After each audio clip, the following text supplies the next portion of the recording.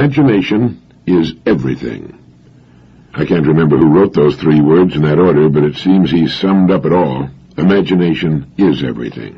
Our lives will reflect the way we use our imagination. The child imagines himself walking like the adults he sees above him. As soon as he can walk, he wants to run. As we reach successive plateaus in life, we begin to imagine ourselves reaching the next one.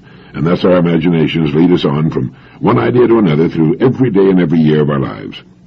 But if we're not careful, our imaginations can lead us into mazes of confused complications from which we may find it difficult to extricate ourselves. So it's a good idea, as we use our imagination, to always strive for simplicity, to avoid the complicated. Remember the 3 main departments of living: family, how we spend our days, work and leisure, and income. If we're wise, we'll work toward keeping each as uncomplicated as possible, as interesting and as rewarding as possible, but at the same time simple and straightforward. Are we living the lives we want to live, or are we living stereotyped lives based on phony values? Usually they're a combination of both, a kind of compromise which says surely other people must have some idea of what constitutes the good life. After all, there are so many of them. But when we look closer, we see that they're living shadow lives, as Mumford calls them. In competition, ice skating, you've seen a couple match each other's movements almost perfectly. It's called shadow skating, I believe. They try to match each other's movements so perfectly that each might be the other's shadow. In any sort of neighborhood, you will tend to find people living much the same way. Their homes, landscaping, furnishings, and lives are typified, if by anything at all, by an almost total lack of imagination. Imagination, like anything else, needs fuel for production. You can't have something from nothing. Thomas Edison said, "I'm a sponge. I want to know the answer to everything." With his great lifetime inventory of information, he could assemble an incredible array of new combinations and permutations. Electric light is a combination of elements, and so is any good idea, or any bad idea for that matter. Most of us make the mistake of not asking why. Why do I live here, in this house, rather than in some other house? Why this life instead of another life? Why this work instead of other work? Why these rewards instead of others? Now, this doesn't mean we'll change anything necessarily, but at least we'll be living lives that have been examined and found to be to our personal liking. We'll know that we're not living the lives we're living simply because they reflect and are pretty much composite copies of the lives we see about us. There should be, to my way of thinking, deep main currents in our lives. Our family lives, our work and our leisure, and our rewards in the form of income. Our family lives should be good and richly satisfying. What is our input here? How are we using our imaginations to bring meaning, charm, and love to our family relationships? It's an ongoing process that should become richer and more meaningful with the passing of time. As we grow older, we should come to love each other more, instead of it being the other way around. Imagination can bring this about, making allowances for unmanageable neuroses or even psychoses that may crop up. I've often thought of producing appointment calendars with weekly reminders that we should think of something interesting to do for those we love, to let them know we don't take them for granted. A dinner out, a weekend trip, flowers, a card, a phone call, a gift, maybe nothing more than a big hug and the words, "I love you very much." The 5 most important words in the language when arranged in that order. Or planning a really interesting vacation 6 or 8 months in advance, instead of waiting until the last minute and finding yourself with nothing very interesting to do. How about your home? Is it what you want? H.L. Mencken once commented that the average home is a house of horrors and doesn't reflect poor taste so much as it reflects no taste at all. People tend to order their steaks medium, and their homes and lives the same way. Medium rhymes with tedium. The family is the most important part of the life of most of us. What good is accomplishment if there's no one with whom to share it? What good is anything if there's no one with whom to share it? And since the family is first in importance, it represents a fertile field for the imagination, not just for the woman in the family, but for the man, and hopefully the kids as well. Family creative thinking sessions are a lot of fun, and a never-ending source of good ideas. Check every idea for basic simplicity. Avoid complication whenever possible. Next, imagination as it applies to the way we spend our days, our work, and our leisure. Let's take them in order. No matter what it is we want, if it's within the realm of reality, we can get it through imagination applied to our work. Nothing now being done by man is being done the way it can and will be. Everything will be done much better. Not can be, will be, whether it's the result of our applied imagination or not. People who resist change in their work are impediments to progress, yet the first words the new person on the job usually hears are, "Now this is the way it's done around here." A business leader made the comment that if we're doing anything this year the way it was done last year, we're obsolete. Now that's an extreme generalization, but deserves careful attention. In most things it's true. Now, while getting new ideas in business is usually the best way to guarantee unpopularity, it's still the only way to renewal and growth. People resist new ideas from the top to the bottom of an organization, especially if it's an older organization. Championing a new idea is a lonely business. But if you believe it's a good idea, if your research causes you to believe it will be of significant benefit, and the costs and disruption necessary to test the idea are not completely out of line with its ultimate benefits, then fight it through. Do it as diplomatically as you can, make as few enemies as possible, but fight it through if you believe in it. The object of management is not to be loved by the people in the organization. It's to make things happen most profitably for all concerned, particularly the customer. People historically have stood in the way of virtually every good idea, and especially if it isn't theirs. Your good ideas can lead to your dismissal from an organization. But ideas are more important than a job. With good ideas, you have independence. There's always a way to succeed. A friend of mine found he couldn't get his ideas through the board of directors. He resigned, and beginning at about the age of 60, he built a $300 million a year business on his rejected ideas. Walt Disney used to ask 10 people what they thought of a new idea. If they were unanimous in their rejection of it, he would begin working on it immediately. Our world today consists of thousands of things people once thought were impossible. How many good ideas have you followed through to completion in your work during the past year?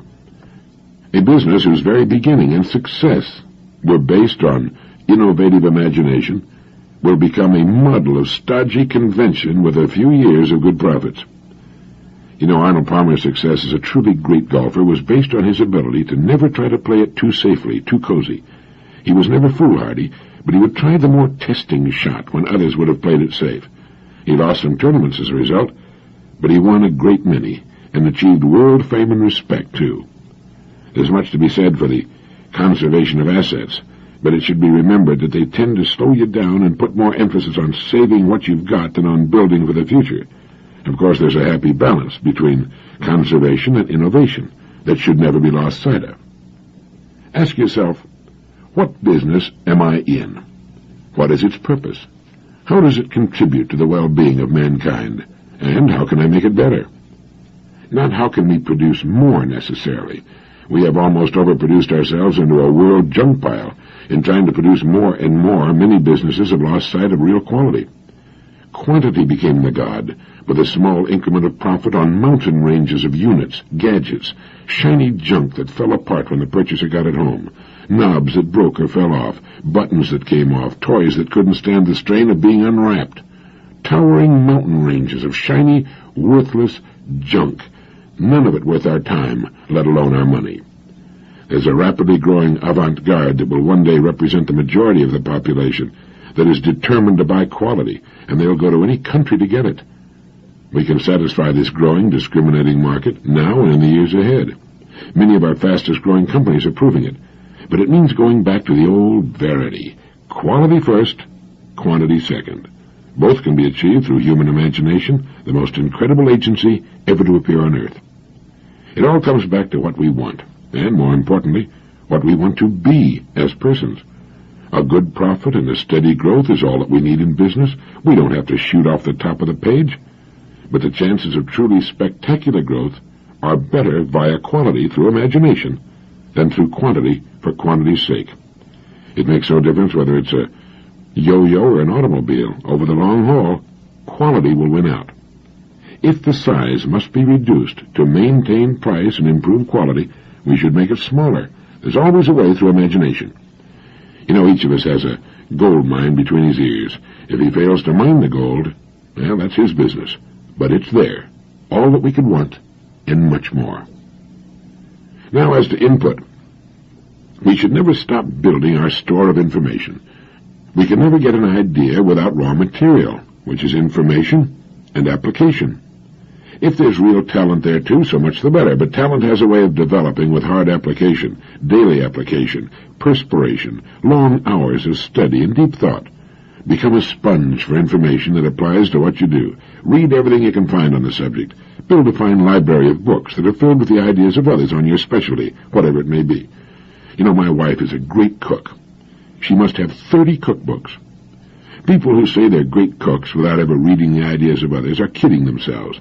I know a writer who refuses to read the works of other writers. He's never amounted to much. Great painters have always learned more from other painters than they did from nature, and they still do. Somerset Maugham laboriously copied the style of writers he admired. I mean, he would sit and copy page after page of the actual words they wrote, so that he could learn how they wrote. He then wrote the stories he wanted to write, with a marvelously finished skill. If we're in management, we can learn from the masters in management. Rohr Hibler and Replogel's book on management and the new Dow Jones-Irwin book, The Enjoyment of Management by John Price, are a couple of good ones to study. You know, when I first started in radio, I listened carefully to the country's best and highest-paid radio personalities. They had learned their skills through many years of hard work. I learned a great deal from them. All I had to do was turn on my radio and listen. Frank Sinatra learned his amazing breath control from Tommy Dorsey, and every great performer who ever lived has had a model or models he or she studied and admired and wanted to emulate. How about you? The person who thinks he doesn't have to study his craft, art, or profession is a pompous fool, and his chances of ever amounting to much are very slim indeed. A never-ending taking in of the best thoughts of the best people in the field of our choice is the best assurance that we will never stagnate, never stop producing. Paracelsus wrote, "Thoughts are free and are subject to no rule. On them rests the freedom of man, and they tower above the light of nature. For thoughts give birth to a creative force that is neither elemental or sidereal.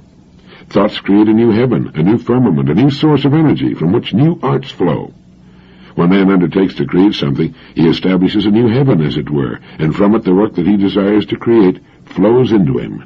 For such is the immensity of man that he is greater than heaven and earth." He went on to write, "The child is still an uncertain being, and he receives his form according to the potentialities that you awaken in him. If you awaken his ability to make shoes, he'll be a shoemaker. If you awaken the stone cutter in him, he'll be a stone cutter. And if you summon forth the scholar in him, he will be a scholar. And this can be so because all the potentialities are inherent in him. What you awaken in him comes forth from him. The rest remains unawakened, absorbed in sleep.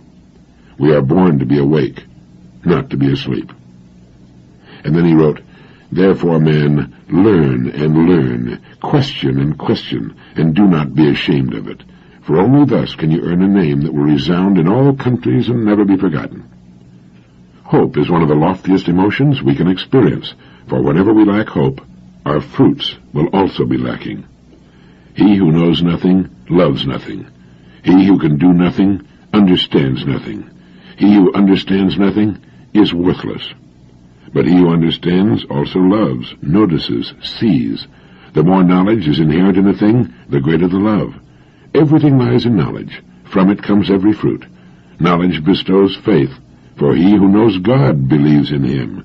He who does not know him does not believe in him. Everyone believes in what he knows. Everyone believes in what he knows. And there's your answer to the question, why is there so little belief in anything today? It's because we believe in what we know, and most people don't try to really know anything. Do you know where I got those great quotations of Paracelsus? From the book The Nature of Man, which I recommended in Direct Line 1. People who say they don't have time for reading, research, and study had better find time or throw in the towel. There's no other way to make it over the long haul. You can't make wine without grapes. There must be input if there's to be output. A time spent each day in study will produce a never-ending stream of interesting, imaginative ideas we can apply to our work. It will also confer upon us a very precious thing, freedom, complete independence. We can live where we please, earn the income we desire, and have a wonderful life through the systematic development of our imaginations. Imagination is everything. What applies to our work also applies to our leisure, our hobbies, avocations. If we play golf or tennis, it's much more enjoyable if we play well. Again, a systematic, never-ending study of the game or sport will keep our ability and enthusiasm growing over the years. We don't have to become obsessed with it or be a professional, but it's great to develop confidence in a real facility for the fun we enjoy: boating, fishing, skiing, flying, tennis, golf, bridge, whatever it is. It's more fun if we're fairly good at it. Working at our hobbies gives us the rest we need from the problems at work and at home. It helps us live in balance with a minimum of friction. You know, scientists are in agreement that the old biblical admonition is correct when it says, "He that is slow to anger is better than the mighty, and he that keepeth his spirit is greater than he that taketh a city." If we can catch the vision that life is lived from within out, that it's not so much what happens around us or to us as what happens in us that counts, we can set our own pace, live our own lives, meet situations and people objectively without fear or resistances, and we can become healthier and as prosperous and happy as we want to be. Anyone who knows anything about mechanics knows that friction is the enemy.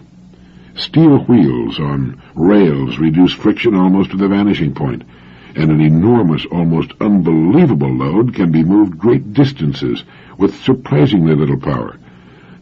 I had dinner in a restaurant in San Antonio the other night at the top of that great tower that was built for the Hemisphere, and the owner of the restaurant told me that that entire thing turns with a 1.5 horsepower motor. Steel, frictionless balls working on steel rails. We can do the same by reducing friction from our lives. The more friction, the slower we must move with greater effort. Some men in medical research go so far as to say that man has within him a health-maintaining force sufficient to keep him alive and healthy almost indefinitely, if it were not for the destructive effect of uncontrolled emotions. As James Allen wrote, "The calm man, having learned how to govern himself, knows how to adapt himself to others, and they in turn reverence his strength and feel they can learn from him and rely upon him." In all the departments of living, developing calmness, serenity, is worth any effort. It typifies the great person, the true professional. It takes daily practice, especially if we're not a naturally calm or phlegmatic kind of person. The calm person moves ahead. People just naturally look to him for leadership, especially when things aren't going as they should. But not enough has been said about the contributions calmness makes to good health. Good health in man, as it is in all living things, is the natural state. The body has fail-safe mechanisms that automatically go to work whenever good health is threatened. Ill health comes more often from emotional stress than anyone even dares to guess. Friction is the culprit. Developing serenity, a calm, peaceful attitude toward others, our work, and our goals will work wonders in the response we'll get. So we should calm down, slow down, and with a little discrimination as to what we allow to get through to us, we can do much more and enjoy ourselves much more with much less friction and effort. When we wake in the morning, there are 1,000 distractions poised to get at us as we go through the day. They clamor at us in sound and sight. They're frantic, frenetic. They implore, they importune, they threaten, they cajole. If we'd let them, they'd keep us spinning like confused tops. We need to put a sentry at the door to our consciousness and look at the credentials of that which would enter. We can suffer from inner pollution, too. We should be choosy what we let enter our consciousness, as choosy as we are about the furnishings in our homes. A great educator once said something to the effect that the most interesting people are the people with the most interesting pictures in their minds. If you will think of the things that clamor for your attention as paintings waiting to hang on your walls, you can become very selective. A salesman was talking to a farmer who was very much interested in what he was selling. They were standing in the shade of a tree near the house when the sound of the telephone's ringing reached them. The farmer made no attempt to leave. Finally, the salesman mentioned that the phone was ringing, and the farmer commented that he'd had that thing installed for his convenience, not for anyone else's, and went on with the conversation. There is a way to restore charm and interest to our lives, and it seems to be to cut down on the number of things we let engage our attention and make certain that what does get through is good. I had the good fortune to be raised near a harbor. As a kid, I used to spend hours down on the docks watching the ships loading and unloading. They'd bring in cargoes from the distant and romantic ports all over the world, and I used to stand there with a faraway look in my eyes, envying those sailors who were so fortunate. They traveled over the distant horizon to places I could only imagine or read about in my geography books. I hung around so much that some of the mates and skippers finally recognized me and actually invited me on board. I guess you can imagine the heaven that was for me. They'd take me from the engine room to the forecastle and find it the place I liked best, the navigation bridge. The bridge had the best view, but more than that, it was there that the ship was controlled and steered into all those distant places I dreamed of. Once I was even invited to lunch. I didn't get over that for months. It's strange how something like that can have such an overwhelming fascination for a youngster and exert such an influence over his life. As soon as I was old enough, I was on a ship, and I sailed to quite a few of those distant deep-water ports. No matter how long the trip, I never got tired of sailing and watching the sea in all its different moods. Entering a distant port, even if I'd been there before, was always a brand-new thrill. Over the years, I've tried to figure out why I like ships so much, and I believe I've come up with the answer. Ships operate during their entire lives the way we should, but so few do. Maybe you've never thought much about it, but at any given moment a ship is 100% successful. That is, it's either sailing to a predetermined port of call, or it's in port getting ready to sail to another one. A ship owner is smart. He knows a ship can only reach one port of call at a time. You never see any doubt or confusion, or trying to do more than one thing at a time. You can climb up to the navigation bridge of a big, far-sailing ship and ask the captain where he's going, and he'll tell you instantly and in one sentence. How many people do you know who can do the same thing? It seems that most people want so many different things, most of which they're not really sure of, that they're like the guy who jumped on their horse and rode off in all directions at once. What they ought to do is recognize the truth and success of a ship. Pick one port that's important. Sail to it. Then rest and refit for a little while, then sail to another important port. In this way, in not too many years, a man can set and reach his goals one by one until finally he's got a tremendous pile of accomplishments in which he can take pride.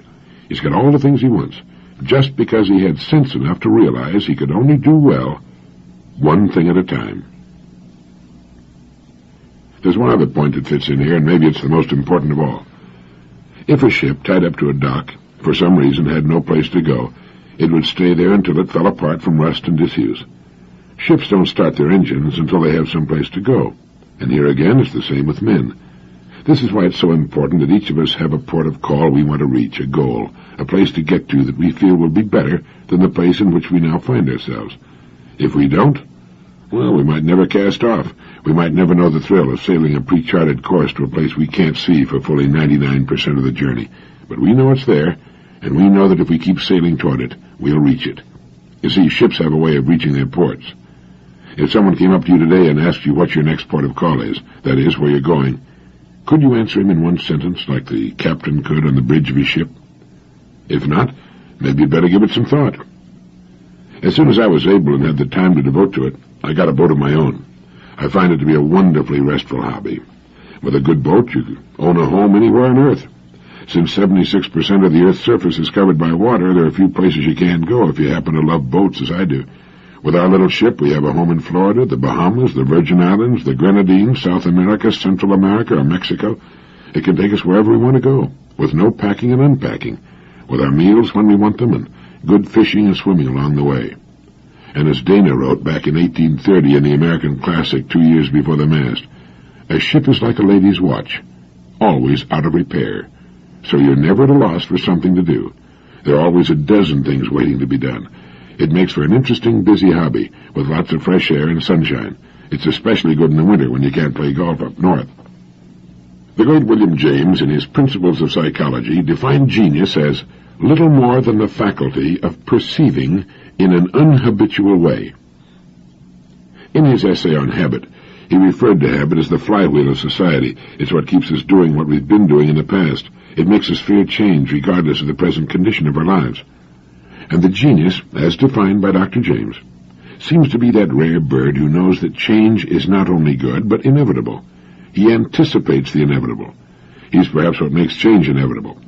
He habitually looks at everything about him in an unhabitual way. He takes nothing for granted. He knows that whatever he sees that is made by man or served by man is imperfect, is always in a state of evolving. Let me give you a good example. A friend of mine was looking for a site for a large luxury motel. He was in no hurry and spent months in a certain West Coast city looking for the site that would probably best guarantee a good return on the considerable amount of money he was going to invest and borrow. He found the perfect site.